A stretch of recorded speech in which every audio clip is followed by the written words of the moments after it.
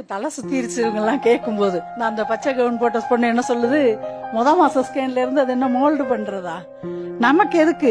நாங்க எல்லாத்துலயுமே ஒரு மனோரமா அந்த காலத்துல ஒரு பாட்டு பாடியிருப்பாங்க, அறையில் நடக்கிறத அவ அம்பலமாக்குறா அப்படின்னு வரும்.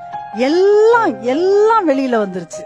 ஒண்ணு கூட நம்ம தனிப்பட்ட அந்தரங்கம் புனிதமானதுங்கிற மாதிரியே இல்ல.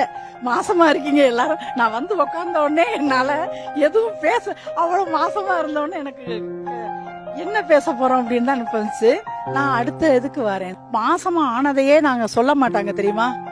நான் இப்பதான் அந்த 2 கோடு வருதா என்னங்கறதெல்லாம்.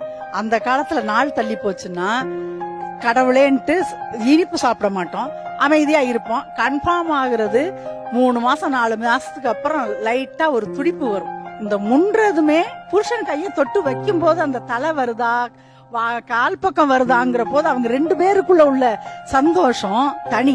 அதை என்னென்னமோ சொன்னாங்க, அதுக்காக வேண்டியே ஒரு ட்ரெஸ் போடுறேங்கிறாங்க. வயிறு தெரியக்கூடாதுன்னு சேலையை போட்டு 3 முந்தாங்கியை போட்டு மூடுவோம்.